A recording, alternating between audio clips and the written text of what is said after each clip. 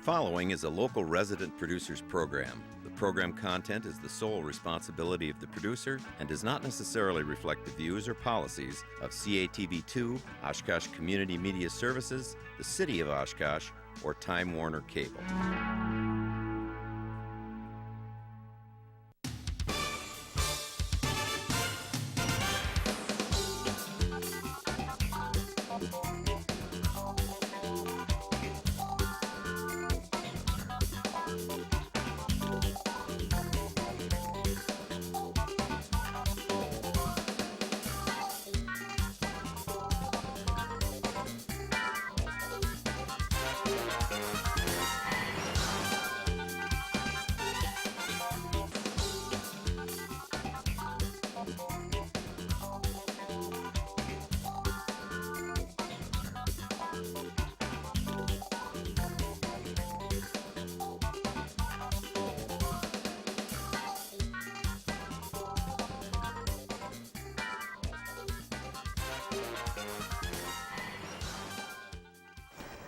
Hi everyone, welcome to Eye on Oshkosh. This particular issue is the first issue of the year. 2011. First show that we're doing of the year.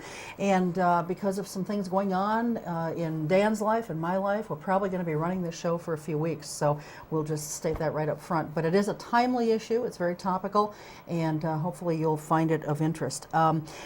Both segments in tonight's show are going to be on sustainability issues. The first segment is going to be on backyard chickens, and an issue concerning that I think it will be coming before the council probably sometime in February. And the second half will be talking about wind turbines, wind farms, that kind of thing. So sustainability all the way around this evening. Good way to start 2011. Excellent. Yeah. You betcha. So anyway, joining us to talk about the backyard chicken issue are husband and wife team from Oshkosh here, Christina and Dan, or Daniel Hoyt. Thank you very much for being here. Welcome to the show. We appreciate it very much. Yes. So, you know, there's a lot of things to cover here. This has been talked about for a few months at least by the city and the city council and so forth. It's been in front of the sustainability board. An ordinance is being drafted, I believe. Yes. Dan and I have kind of had a chance to look at a proposed ordinance draft. I don't think that anything has actually come from the city attorney's office yet. So. Anyway, why chickens? Why are you folks involved in backyard chickens? Let's talk about how you got started and why. Well, it started last year. I've always had an interest in chickens, not necessarily raising them, just chickens and healthy food. And I was working with several people, 3 or 4 different people that lived outside of the city that raised chickens. That were talking about the benefits of the fresh eggs and the whole process of raising chickens and how much fun it was and how their children enjoyed it, and it was a very positive experience. And I was sold. After talking to these different people, I thought, you know what, I want to raise chickens. And that's when I realized I couldn't. And so, realized that, the ordinance, that it just wasn't an option in Oshkosh. So my husband decided to send an email out, and you can share what happened after that. Well, And how long ago was this? that was in August of 2010. Okay, so just like 4 or 5 months ago. Okay, and so you sent an email and Yeah, took it from there. I looked over the existing ordinance and saw that chickens were classified along with wolves and poisonous reptiles, and thought, boy, that's kind of ridiculous. So I sent an email out on campus. We have a discussion list that anybody can post anything to for the purpose of discussion, and received several replies in favor. So I put them in touch with my wife, and she got a Facebook and a Twitter group going right away, and started, collecting resources. And the next thing I know, Tony Palmieri, one of our city councilmen who also works on campus, had seen the email. He picked it up and brought it before the board, and here we are. So it's been very, very fast-paced since things got started. And it's continuing on kind of a fast pace too, if this is going to be coming before the council, and I think you folks are hoping sometime in February. Yeah, I hope February, so. March, yeah. February, March. Okay, all right. The group Oshkosh Backyard Chickens, are you the organizers of that? Did that come from the emails? Yes. Or? We We are. are. Okay. We're the organizers. Okay. So how many are in the Oshkosh Backyard Chicken group? Well, loosely, there's about, between I think the two Facebook pages, there's about, I think, 80 80 people. Really? Now, are they all in Oshkosh, or because the thing with Some- Facebook is you can be right. almost Yeah, anywhere. right. There are some people that are outside of Oshkosh that are in communities that don't allow chickens, that are supportive of our cause because they feel if Oshkosh changes their ordinance, then it'll be easier for them. Sure. So, and then we have some supporters that are from areas that have already changed, like Neenah, Madison.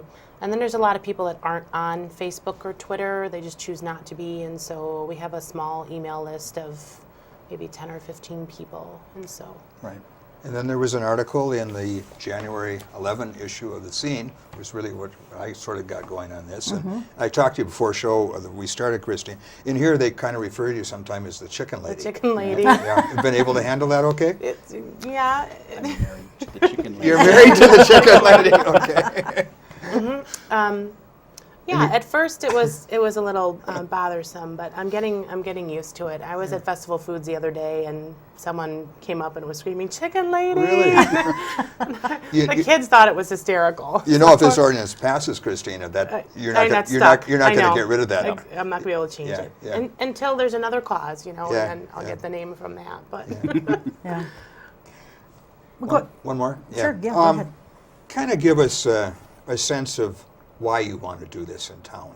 Now, you mentioned a minute ago that you kind of got interested in chickens, but what would benefit the city of Oshkosh as a community if we had an ordinance on allowing chickens in the city? Well, I think anytime you allow a group of people to get closer to where their food comes from, it benefits your community. Okay. So any type of education where kids, particularly, an entire generation learns that they can actually grow their own food, raise their own chickens, and get eggs, I think it benefits everybody. Right, and there's a saying that is very true in my life, but I've heard it from others. Grandpa had a farm, Dad had a garden, I have a can opener.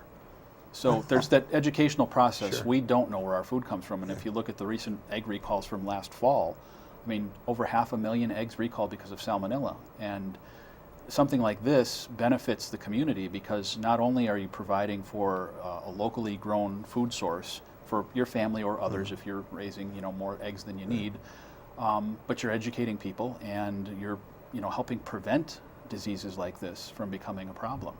So it does benefit not just the people doing it, but others in the area as well. I mean, I certainly hope we'll be able to share some of our eggs. So. Do you know if chickens were ever allowed in the city of Yes, Oshkosh? up until around the 1950s. I don't know the exact date for Oshkosh, but it really came from a post-World War II era where people were coming home, and when the men were off in war, the women were in the factories working, and when the men came back, that kind of stayed, and people migrated more from agricultural to an urban society. And some people decided, well, we really don't want farmers spoiling our new cities. So they passed ordinances to prevent, all kinds of farm animals. It's not just chickens, but cows and pigs and goats, because they didn't want neighborhoods to be bad. So that's where it comes from, and it really wasn't done with any ill intent. But here we are today with mega farms and corporations running our food supply, and you see the results. Was health an issue in prohibiting chickens and other livestock in the city? Not that I've heard of. I haven't heard anything that indicated that was part of the process. But interestingly enough, when I was at the farmers market doing chicken education, poultry education at the farmers market, I met a lot of people in the generations above me that actually have been in Oshkosh their entire lives that had chickens. And so they're at a point in their life where they don't necessarily want to raise them now, but they are supportive of younger people being able to raise them now because they always grew up with chickens in their yard. So, Interesting. so I heard lots of great stories from people when they came to the farmers market. And our neighbor who lives in the lot behind us remembers a time when what was more logging in the area that we live in, and there were the 5 houses, his, ours, and a couple of other neighbors, and there was, one of the groups had goats, and another couple houses had chickens, and they all shared. I mean, it was a neighborhood thing. One guy, I assume they got milk from the goats and the eggs and meat, obviously, from the chickens. So it was a community heritage that's been forgotten because the generations have grown up with the can opener instead of the garden or the farm, rather. You mentioned earlier, Dan, about that you're hoping that you'll be able to, if this passes, share your eggs. And I guess I want to touch on that a little bit because, I can't necessarily prepare food and sell it Right. without some kind of a permit. You're going to, I'm assuming, be giving these eggs Correct. away Correct. Right. rather than selling them. But what kinds of protections will the ordinance have in place, if any, in case someone should get sick from your eggs? Well, I don't think there's, at least not that I'm aware of, I don't believe there's going to be anything in the ordinance that covers that type of situation. But it would be no different if I prepared a meal for you and shared a meal with you, and I undercooked the chicken or didn't do something appropriately and you got sick. I think it would be the same type of situation. I mean, anytime you eat something other than you prepared, I think you run the risk of having a problem. Obviously, if you become ill from someone else's chickens and it's determined that it's a communicable disease, then the city has the right to come in and inspect our birds through the ordinance and then could force a cull of the birds if it's something that is, spread. Well, we've had enough culling, I think, personally. I think for one community for a while, we don't need to be culling chickens unless there's an issue, I guess. But, when we talk about, you mentioned also goats and so forth, and could this possibly be a gateway type ordinance? I love that. And you guys are both smiling, and, let me love just that say, term. They because really want to be urban farmers. I can tell. because I've talked to Justin Mitchell, who, and Dan's spoken to him also, and he's been a huge proponent of this. Yes, he has. He's probably one of the biggest cheerleaders, and he's done the majority of the work, I think, in research and in helping to draft things for the city to kind of put together. We did invite Justin here this evening, but he had some commitments and couldn't make it. But you're here. And so, what he said to me is he kind of chuckled too when I said that. Right. Because he said, nobody's asking for pigs, nobody's asking for cows. I understand nobody's asking for those things, but when you do open the door to one type of animal that is traditionally considered livestock, for the purposes of growing your own food or, in this case, hatching your own food, if you will, you're creating the food source, you're minding the store, if you will. And when you're doing that for this purpose, then what's to stop the next person from saying, well, I'd like to have my own milk, or I'd like to have my own whatever. Right. And so that is, I think, a potential that does exist, doesn't it? I would say potentially anything exists, but just like we're having to go through this process with starting at the the city council, then going through the sustainability board, the board of health. If someone wants to change the law to allow for goats, let them go through the same process. They can be told no, or they can make a good case for it and say yes. But I think a more important thing to look at is the literally hundreds of other cities across the nation, not just in Wisconsin, but you've got San Francisco, Los Angeles, New York, big cities that have chicken ordinances that allow for these things, and they don't have goats or cows, and no one's really worried about it. Okay. So I understand the potential. The same thing went through with other socially based issues, and really this is a social issue. For example, Wisconsin's gay marriage amendment or ban on gay marriage that went through, that was brought, the gateway thing that was, well, if we allow for gay marriage, then we're going to have to allow for these other things. It hasn't happened in any community that has it. Of course, gay marriage wasn't approved either. Right, so- it wasn't. But if you look in areas like Massachusetts and the places that have legalized either civil unions or gay marriages, there hasn't been the concerns that the people saying, "Oh, we got to watch out. This is a gateway to other things." Yeah, just like chickens could be a gateway to goats and cows, it hasn't happened. So, and if it does, that's an individual's right. There's nothing that says someone can't bring it up, but they have to go through the process, and there's a reasonably good chance it could be turned down, but they could say the same thing about chickens and eggs. Sure, So sure. Can we don't have the ordinance, but we'll kind of talk a little bit about what some of the elements of it are to give our viewers a sense. How many chickens can you have in your yard if this passes? Right now, it looks like 4 is going to be the number. And only hens. Only Correct. hens, No no roosters. roosters. Okay. And no slaughtering. And no slaughtering? No slaughtering. I did not see anything, however, in the draft copy that I saw that outlawed breeding. I understand, you know, you've got this 3 or 4 hen minimum, but we've got a 3 dog minimum in the Right. city too, but that doesn't stop anyone from breeding their dog and then selling the puppies or giving the Sure. puppies away, or same thing with cats and their offspring.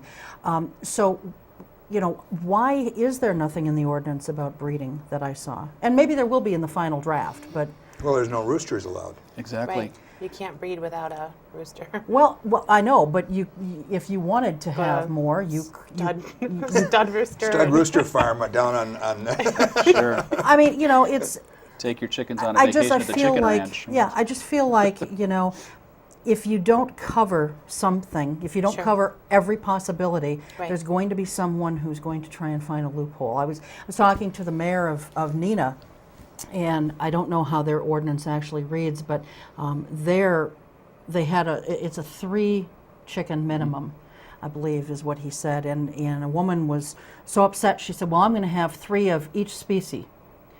She never did that, but you know, you always find someone who wants to push the envelope just a little bit further. And I realize if you can't have roosters, Right.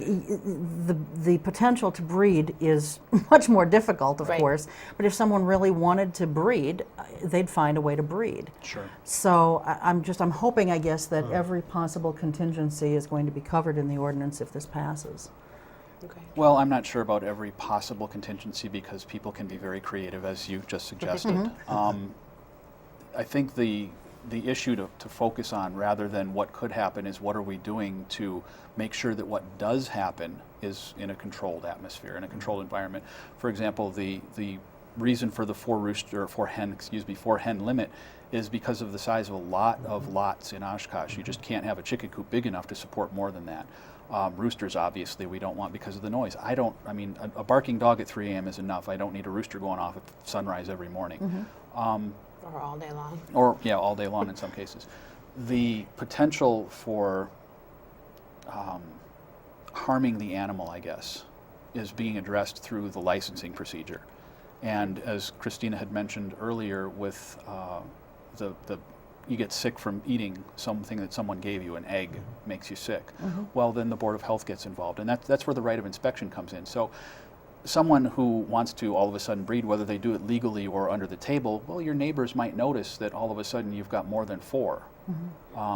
Okay, that can be a problem. And if you're selling them, now you've got a retail business and you're going to need some type of a permit for that. So there's checks and balances being built into the ordinance to address as many as we possibly can think of, but you can't think of anything, or everything rather, and for those things that do come up, that's where we rely on our government to take matters into their hands and address the problems. I mean, not everybody's going to be a problem. Sure. And for sure. those that are problems, the law is there to deal with them. Sure. Well, and speaking of that, when I did talk to Justin, you know, he was saying that he's employed by the county. I believe it's the Housing Authority, and he was saying that when they had some problems with people and chickens and so forth in some of their properties, I believe he said that they found some farmers outside Yes. of town where these folks could still have their chickens, Right. but it wouldn't at least be in the city's properties or what have you. Sure. Why not just go that route rather than having chickens in our backyards? Well, immediately the thought that comes to mind is the educational experience. It's okay to lease out your chickens to a farmer and, you know, take the benefit of the eggs as occasion permits, but then I'm not teaching my kids where the chickens come from, where the eggs come from, how chickens are raised. As well as being a homeschooling family, we also participate in 4-H, and right now, because of the ban on livestock in the city, we can't participate in a good portion of the projects that 4-H provides for people who live in rural areas. So this would allow people, if they so chose, to participate in another aspect of 4-H. Okay. And there is, I mean, I've read some of the books that 4-H puts out. My wife's involved with that as well as an educator. And there's things in there I didn't know. go figure. Oh, you just raise a chicken. No, it's not just raise a chicken. There's a lot that goes into it. So there's the educational process that's there also, and I think that's a huge benefit. Well, there is a lot that goes into it, and I know you guys want to be able to, distribute material, informational material to folks when they, the ordinance draft that I saw wasn't actually calling it a license, they were calling it an annual permit. Right. And I'm not sure why the difference in terminology, or if there's a difference in how it's used. Right. But I found it interesting that there is a difference, and maybe we could talk about that for a second. Sure. Why is it called an annual permit as opposed to a license? My opinion, I don't know the legal reason for that, is a license can be denied, and a permit, like you can't deny someone to own a dog unless they've done something in the past that would, throw up some red flags and say, no, you can't own dogs. So the permit process allows the city to know who has the chickens. And then if a neighbor calls and complains, it's easy enough to flip through and say, okay, here we are. This person has registered, they're legal, let's go see what the complaint is about. Or maybe a phone call takes care of it. So we can say, we certainly don't want to become a burden for a group of volunteers that is our sustainability board and our Board of Health for that matter. And we don't want to be a problem. We don't want anyone to be a problem for the Oshkosh Police. They've got enough to do. Yes, So- they do. Yeah, they More really than do. enough. Yeah. A size of yard. I have a very small yard. I assume I'm not going to be able to have chickens in my yard.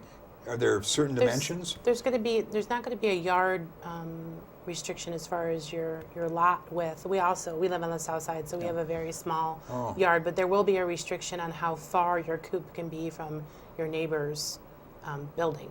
So My neighbor is 10 feet behind me, But your yard lot is what, 50 feet? 65 by 75. Okay, see, our width is 50 feet. So Okay. all we have to do is make sure it's the given number of feet from our neighbor's closest dwelling, not the garage, not the shed, but their house. And getting 25 or 20 or whatever the proposal ends up being feet away from a house isn't that difficult to do. Do you have to have a hen house outside on your property? Yes. yes, you have to have a Can you coop. tell us a little bit about what the specs are on what you have to have? Is it going to be above the ground, on the ground? I don't know specifically what's going to be Okay. in the ordinance. I know there were concerns about the birds being able to fully extend their wings. That issue was brought up at the sustainability board meeting. So I think there's going to be a square footage requirement for The size of the hen house? for the size of the hen Okay. house. But other than that, I don't think it's going to be anything specific. Other than I know that the term, the phrase is going to be in there that it shouldn't be a blight, and that's the planning commission wanted to make sure that they had some type of recourse if somebody, puts something up that's, just unacceptable to a neighbor or, Right. obviously we want to strengthen communities, not cause friction between neighbors. So Right. Okay. What do you do with chicken poop? compost Hey. it. Okay.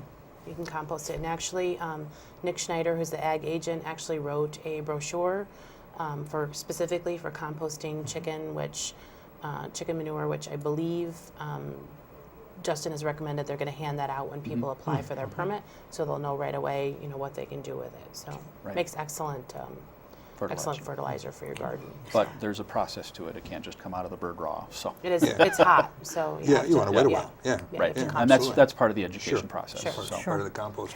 I wanted to go back to the question sorry, that yeah. I started asking, and then I got off on permitting and that kind of thing. But you had mentioned about Nick Schneider, and I've talked with Nick Schneider on different issues, Sure. professionally and so forth. But the other thing, one of the things that he mentioned to me is that the eggs are, only as healthy as what you've fed them, Correct. and also the environment in which they live or are Sure. being raised. The ordinance draft talks a lot about the housing, the coops that they have to be in, but I didn't see where it addresses anything about what is being fed to them. Do you see that as an issue, since that is directly correlated to the health of the egg, Well, or not so much? I think that most people, in my mind, that want to raise their own chickens are doing it because they want the fresh eggs. They want to be less of a consumer. And I think those people are already in the mindset of what I'm putting in my body is impacting my body, and what I'm putting in the chicken's body is going to impact the egg. And so I think the majority of the people that are going to actually follow through and get chickens are going to be people that are going to feed their chickens properly. But just like when you get a cat or a dog, the city doesn't say you have to use this type of dog food, or you have to feed it wet or dry, or they don't get involved with any other type of pet. So I think that including anything like that would just make it so restrictive that it wouldn't allow people the freedom to do, if I want to do more table scraps or add flax into their meal, or, I think that would just add too many restrictions and make it too difficult for the city to manage the permit process. Sure. Of course, with a dog or a cat, they're not laying eggs or Right. doing anything like that Right. that we're That you would putting in eat. our bodies. Sure. Right. Right. So That's so that's the one difference there.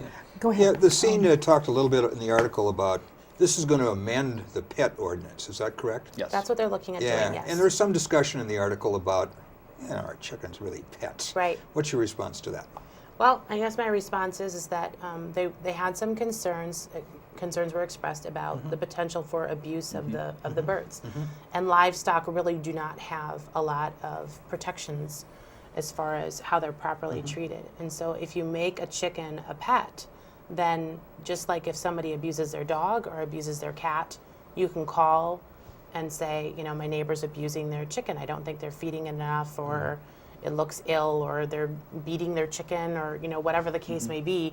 You'll have an avenue to take in order to take care of that. So Do you kind of look at a chicken as a pet?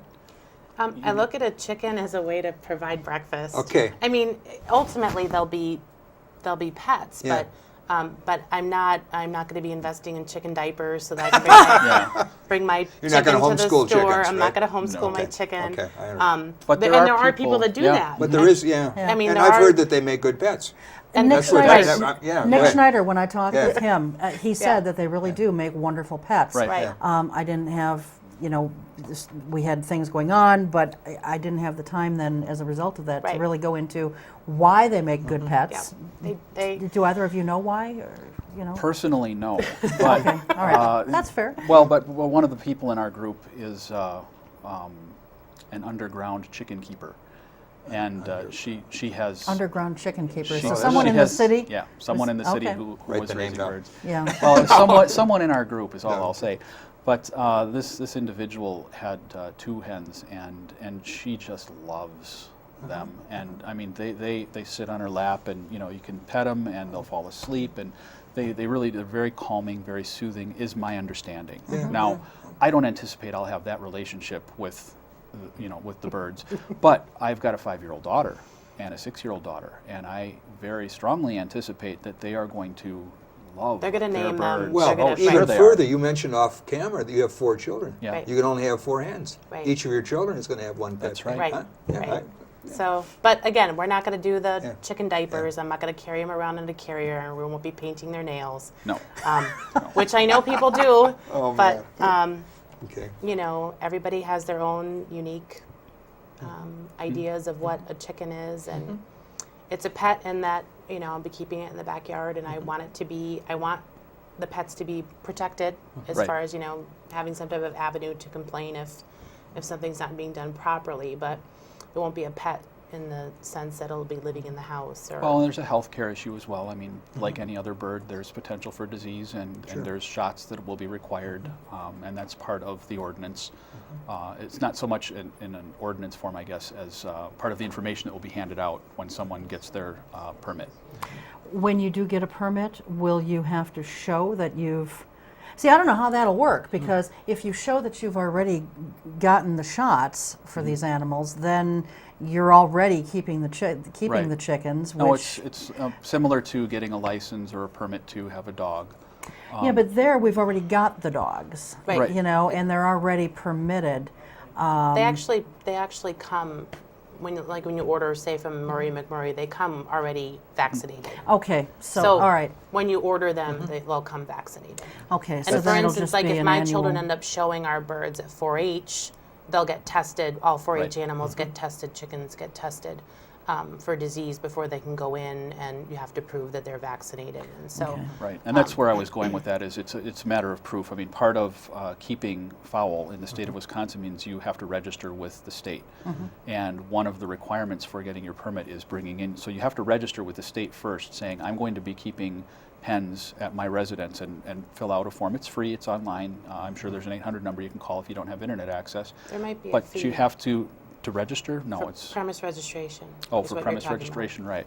Okay. But you bring that form with you to prove to the city, yes, I've taken care of my legal requirements as far as the state's concerned. Here's my fee, whatever that happens to be, and then you get your permit. And that's how the process will work. Now, going forward, it's an annual thing, so you have to, again, provide that registration. And that's so for the animal registration. Christina can probably tell more about that in detail, but if there's an outbreak somewhere, the state wants to know where are the potential sources so we can go in and make sure. So the Ag Department will kind of have some overseer responsibilities here Yeah, too? I don't think they'll be sending anybody out, but like I said, if there's an outbreak, If there's an issue. then they need to know where is a likely source for problem, and that's what this is about. Okay. I want to follow up on something that we talked about before, like if a chicken's being abused or not fed properly. We can all recognize abuse, probably, of an animal, but I don't know that much about chickens. I've always been a city girl. I wouldn't know how to tell if my neighbor has chickens and they're not feeding it properly, or they're underfeeding it, or overfeeding it, or what. Right. How does someone Sure. know? How do you know if your Yeah, neighbor's how do you not- recognize if Sure. they're doing something that they shouldn't be Right. doing that's not healthy for the chicken? Right. Well, as far as feeding is concerned, it's kind of difficult. But I mean, there's some obvious signs in a chicken. I think everybody knows essentially what a chicken looks like. And if you see a chicken that's head is cocked to the side, or his leg is to the side, or is shaking, or dripping from the face, or coughing, those are obvious signs of an illness that can be treated. But as far as whether or not they're feeding them the correct ratio, or are they feeding them laying rations versus regular rations, there's really going to be no way for you to know unless they give you some eggs and the shells instantly break. Then they're not getting enough calcium. But I just think in general, with the number of people that are going to be getting chickens, which I don't think is going to be No, it's not going to be a very high number. I'm hoping that we don't have any issues, but just like with any animal, there's the obvious signs of abuse. Obviously, if you see someone striking any animal, or leaving them in a condition, say, although chickens can handle all weather, if you see them outside and not being cared for, if you notice that they go away and they're, no one's taking care of them, then obviously. We need to know how many eggs in a week 4 chickens would produce. Chickens produce one egg roughly every 24 to 26 hours Okay. at their peak. Okay. Do they lay more eggs in the summertime than they do in the winter? Yes. Their production definitely slows down in the winter unless they have artificial lighting. Okay. So they'll slow down considerably in the winter. Okay.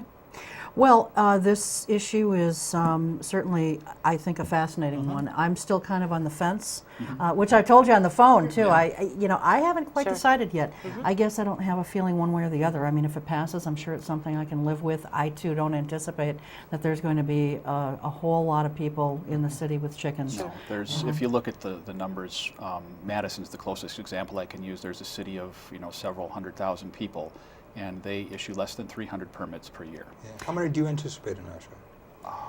I don't know, because there is a chicken underground movement already. So I'm not Yeah, really. it's hard. I And would probably say once it maybe passes, there'll probably be more. maybe It 100. did maybe I don't 100, know. 150 at the That's what I'm tops is my anticipating. guess, which would be a higher percentage than Madison and really surprised me. Yeah. But yeah, if you look at, a city of 65,000 people, we're only talking about 100 homes here. Right. Right. And And I think that's Nina, another thing, yeah. Nina has less than 10. I Yeah. think. Yeah, they've got 3, I think. Yeah, So, so yeah, it's it's not not that like many. the saying goes, it starts out the article with the chicken in every pot. Right. Well, it's not going to be a chicken in every Right. backyard. No. So Okay. I don't think so. All right, excellent. Thanks so much for Hey, being thanks here. for We coming. It was appreciate very Thank you both. informative, and we wish you the best. Thank you. you. Yeah. We appreciate it. We're going to take a very short break. When we come back, we'll be switching gears a little bit here, and we'll be talking about wind farms and wind turbines. We'll be right back.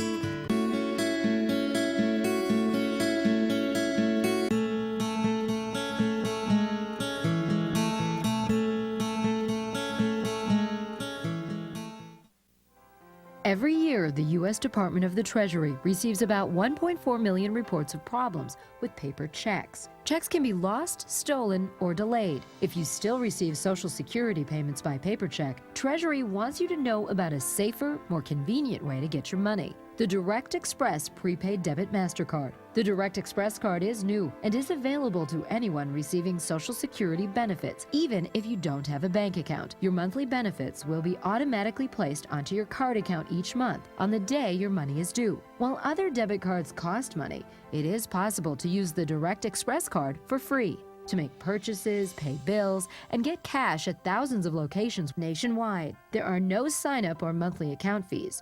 No more waiting for the mail or worrying about lost or stolen checks. Call 1-877-212-9991 or visit www.usdirectexpress.com.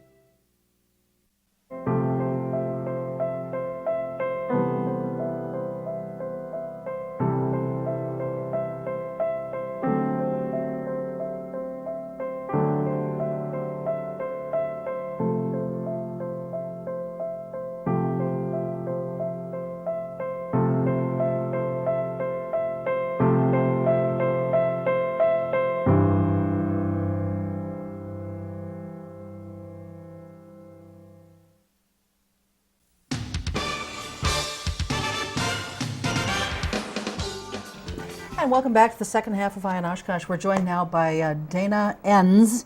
She is with Renewegy, and she is a salesperson. She's business development. She's in the business development department there. So thank you very much for being here. Welcome to the show. Thank you. Yeah. Happy to be here. This was kind of Dan's suggestion because, you know, he and I were talking. We just keep seeing more and more wind machines popping up all over. You know, used to be you'd look across Lake Winnebago and you'd see some over there. Now, and there were, I think, 3 on the way down to Milwaukee. Now you can't drive. And they seem to pop up overnight. They do. Yeah. They do. I don't know how that happens. You guys manufacture these? Is that what you do? Yeah, we manufacture here in Oshkosh I guess we would be classified as small wind, or as we like to call it, community wind. So the wind farms that you're speaking of are the large utility scale projects where they're utility owned or investor owned, and developers come in and they communicate with the landowners and they lease the land and they install the units. So our model is a little bit different, but the technology is very much the same, very similar. Well, let's talk a little about, well, first of all, why are we seeing the proliferation of these wind machines all over the place? I mean, I realize that's not what you do, but you guys have your finger on the pulse of the industry, I'm sure. And why are they popping up? And why are they popping up overnight? Are they that easy to install? Well, oh boy, the large wind world is not my world, so I'm really not going to be an expert on their models. Sure. But what I can speak of is just the industry as a whole, the momentum, the clean energy, not only in the wind, but you're also starting to see a lot more the biodigesters, the solar. So I think the clean economy is driving this. I think policy is driving this. A lot of utilities have mandates that they need to be achieving a certain amount of their electricity generation from renewable energy sources. Yeah. So there's a lot of different factors, I think, that are driving.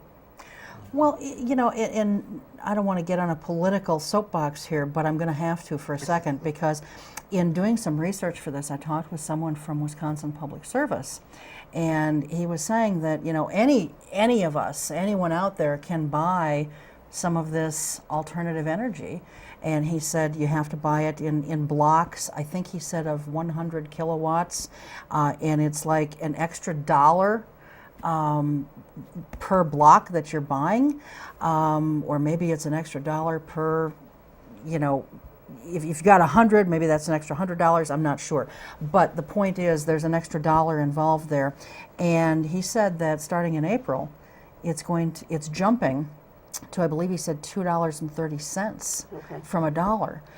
And that just seems odd to me. Here we've got a federal government and we've got state governments saying, look for alternative energy sources, look for cleaner, something more renewable. And then when we're developing that, and you guys are helping to develop that, then they want to make it cost prohibitive for people to use it. You'll get no argument from me. You know, I mean, that doesn't make any sense. Do you know why they did that? I mean, why they approved a rate increase? Have you heard anything in trade publications or anything about the reasoning? Again, that really targets the large world. We're not really in the business of exchanging those types of the credits or Sure. the energy from the large wind farms. So, I can't really speak on the large scale projects. I do know that there's been some talk also on changing some of the policies with regards to net metering, which does impact more of my market. So there's changes there, which again kind of are de-incentivizing customers from moving forward. Yeah. And I think we're all waiting to hear some of the communication. I don't think anything's been finalized, so we're still in the learning process on what's driving that. Sure. And You where know- it will land. Well, the government, they send mixed messages, do this, but by God, we're going to charge you more to do it. It's just, I don't know. It's Just kinda one weird. other political comment. The EPA's strength has weakened as a result of the November election. The current EPA under the Obama administration is incredibly anti-coal, which is probably good for wind energy. Mm-hmm. But the winners of November, at least in the House, are very pro-coal and anti-EPA. And so there's going to be a shift over the next couple. In fact, there's some proposals that the House wants to repeal EPA, just get rid of it. Mm-hmm. So coal has come back stronger after November than it was in the previous couple of years. And of course, and part of that, is all of the coal generating plants in the UW system are currently under, investigation by EPA for violating the Clean Air Act. We did get some good news at the end of the year. There's a federal incentive, which is for both businesses and for-profit businesses. It's the 1603 federal incentive for renewable energy, and they extended that for another year. We were fearful that was going to go away, and we have that at least on the calendar for the next year, so that's a positive. Yeah. Move in the right direction as far as we're concerned. Well, we got to get her to sell us what she's selling, or we can understand it better, right? Well, let's talk about the wind machines. Yeah. Whether it's from a wind farm or the smaller scale, which you guys do, they all operate on the same premise, don't they? No, They don't? No, they're Okay. they're quite different. The technology behind the units, Okay. our product, we believe we're one of the few within the class or the size range where we've developed and manufacture a 20 kilowatt system. And our product has much of the same technology. And when I say that, I mean it's electronically controlled. So we don't have a tail. A lot of the smaller units that you are probably accustomed to seeing maybe on farms have maybe a lattice tower or a guy wire system for the tower. And then often you'll see that they'll have a tail. Ours is electronically controlled, both pitch and yaw. So yaw being directionally how the unit points into the wind, and the pitch being how we control the power of that wind with the blades. And so many of the smaller units don't have those same controls. How big are these smaller units? Well, they range in size. So I mean, there's a lot of quality products out there. So, but ours is a 100-foot tower. Okay. And to the tip of the blade, it's about 117 feet. Who is your typical customer? Yeah, good question. Excellent question. Yeah. We have a really broad market. You were just talking about the energy economy and how renewables are gaining momentum and recognition. And if you walk up to anybody on the street and ask them, "Do you care about the environment?" they're going to say yes. Of course, everyone does. Everybody cares, and so that's really our market. It's everybody. Whether it's I shouldn't say that. Our product is not targeted towards neighborhoods and residential installations where you have a typical neighborhood piece of property. Now, if you've got larger plot of land, several acres, or a farm, I think it is a good fitting for that kind of an environment. Mostly what we've been, I don't know if you've seen some of our turbines installed, they've been popping up all over as well. Mostly we've been selling and communicating with the commercial market. So paper manufacturers, office complex, auto dealerships. So right now we're mainly dealing with businesses, and I think a lot of it has to do also with just you start seeing these products, other business owners see them, and they start inquiring as to why, how much, how does it make sense, why would we move forward. So, and if others are doing it, then they've probably gone through that justification process themselves and it made sense, so I'm going to explore that. So mainly the business environment. Now, the agricultural sector is also another sector. We've recently signed on some dealers who are focusing on that market. And each of these different groups have different motivations. So we found that the residential people are really interested in doing the right thing, and they're just interested either in the technology. The business customers also are interested in their culture, and I think the message. There's so many businesses who have a true, attachment to what they're leaving behind, and you can't go to especially some of the larger corporations, you can't go to a website without there being a sustainability tab. I mean, you can go right to it, and what are we doing for the environment? And often I think a lot of those efforts go unnoticed because you drive by a corporate headquarters or you drive by an office complex and you don't really kind of see the inner workings of what that organization is doing for their environment, for their grandchildren. And I think that the wind turbines kind of fill a lot of needs. It fits in with the culture. It's an already existing culture. B, it sends a powerful message. I mean, it's really a billboard. It's a billboard that's generating clean electricity, is what it's doing. So I think it's for a lot of different reasons. Economics, I mean, there's a big piece of this where we look at strategy and we look into the future, and we're going to look at where are we going to place our money within our organization. Maybe it makes sense, especially while the incentives are good, which we are in a pretty aggressive climate right now with incentives, and say maybe this is the time to invest because energy costs are going up and they're only going to escalate. So from a strategic standpoint, I think people are looking at them as well. Let's say Dan and I own a small business park, and we have enough land available to install one of these 100 or to the tip 114 feet wind turbine.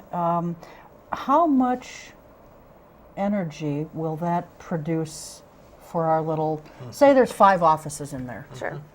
So including ours. Yeah, So sure. how much energy can So be that's produced an by that? interesting question because that's what everybody wants to know because you want to have it make sense for you.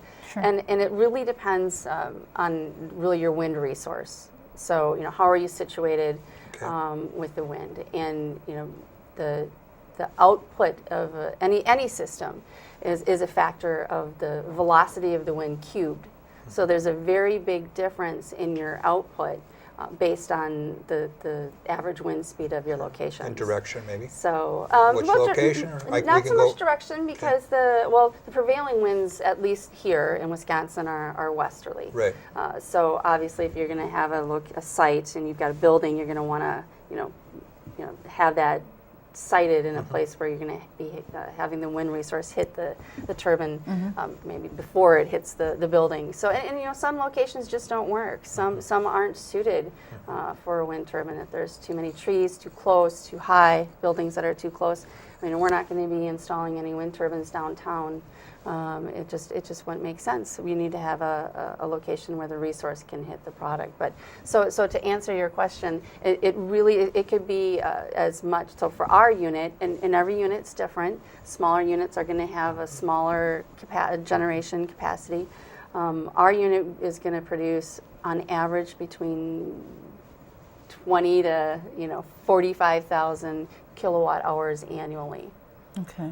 And that's a big range, and it could be more. Yeah, I mean, yeah. if we go to Nebraska, we've just installed 2 units in Nebraska, and they have an awesome wind resource that's substantially higher than we have.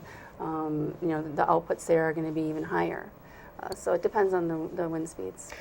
You know, that brings up a question. Maybe you can answer it, maybe you can't, but I'll throw it out there for you anyway, Dana. I was talking with someone at WPS, Wisconsin Public Service, you know, just to kind of get a little information on, you know, their involvement in wind projects and so forth. And he mentioned to me, too, that they're involved in a fairly good-sized wind project, but it's in another state. And he said it was for that very reason, that the winds are stronger and more consistent where this project is located. But he said that they transport it back here. How do you transport Through the transmission lines. Yeah, but you don't do that with your No, units. we right? don't. You have to be right next to our building. And again, that kind of, you're highlighting a piece of kind of the differences, and we think big wind is great. We think all renewables are great and needed.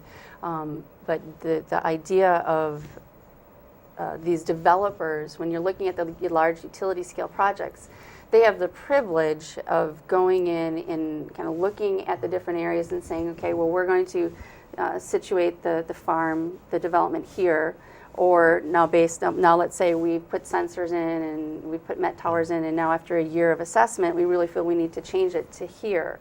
They have that ability to kind of pick their geography, and then they go to the landowners and they strike their deals. For us, our customer base, you know, my house is my house, and you know, a manufacturer's location is the manufacturer's location. So maybe you know, businesses might have the privilege of having multiple locations. So they might say, okay, we've got 3 locations. You know, this one is going to have, you know, it's going to be a better spot. It's more situated better for a turbine than the other. But for the most part, our customers, you have what you have, and you know, and then you make the assessment based on the wind speeds and your utility costs, and then you make your decision if it's going to make sense for you or not. Yeah. But we're going to buy her unit for our business, right? You're not going to set it up and then just charge us for the... Correct. Yeah. Correct. So what is it going to cost us for this tower?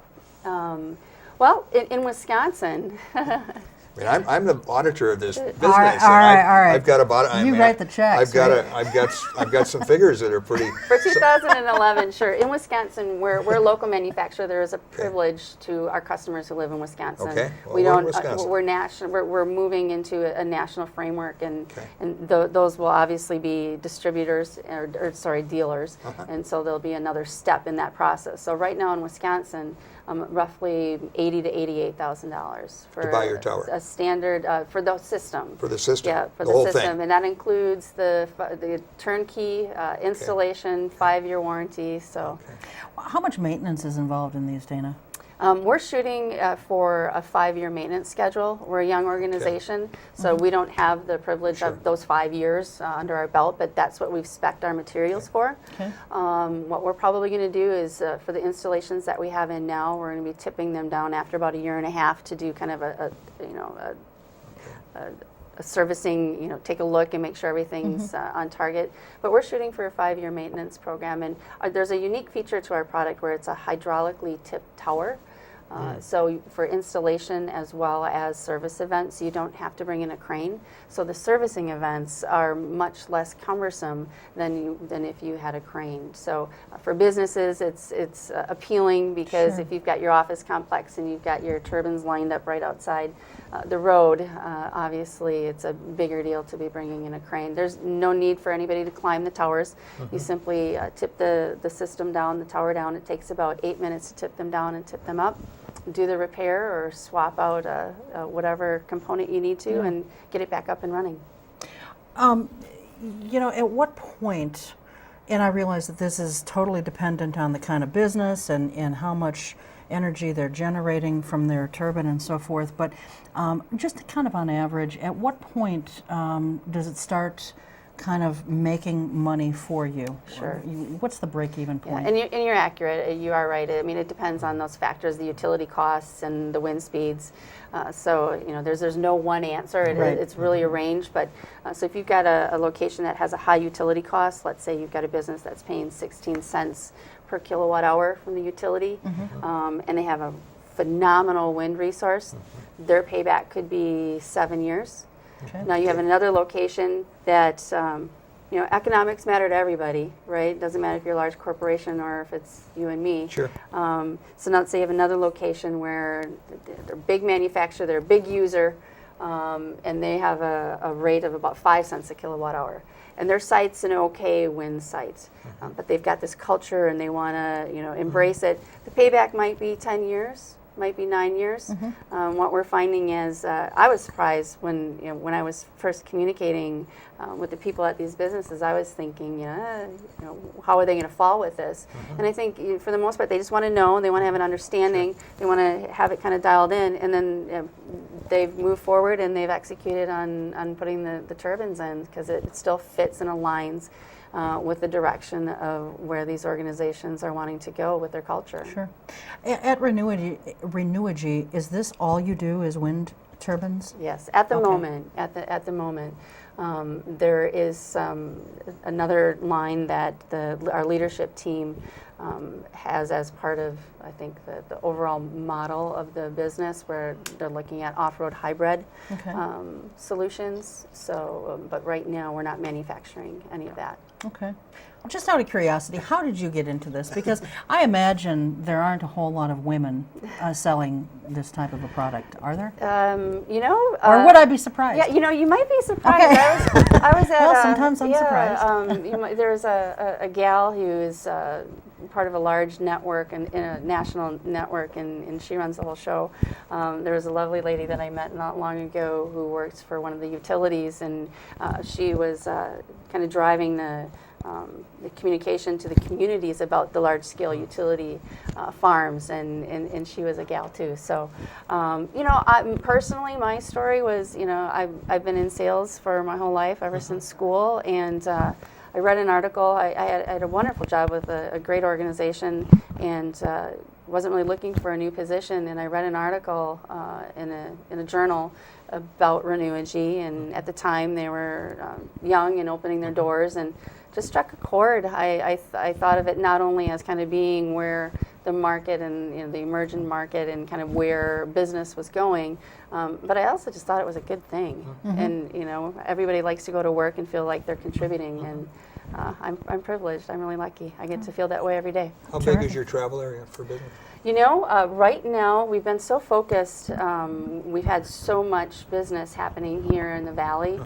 So I guess you strike while the iron's hot. So Sure. we're here, and we've been very concentrating. fortunate. But our goal is to branch out into a national network, and we've signed 3 dealers just within the last several months. So we're going to be in Nebraska, Minnesota, and Iowa, and we're talking to folks out in California and in Texas, and I would imagine next year, if I come in and chat with you, I'd have a far different story.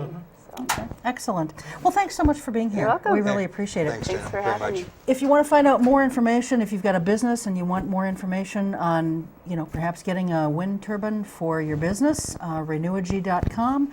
If you're just a citizen like Dan and I are, and you've got a private residence, no business, well, not a make-believe business Yeah, like yeah, ours, but yeah. if you want to find out more information on how you can purchase alternative energy, you can visit WisconsinPublicService.com. That's going to do it for us. We will see you next time. Nice to Until meet you. then, take Thanks a good lot. care. Thank you. Keep your eye on us. We've got our eye on Oshkosh.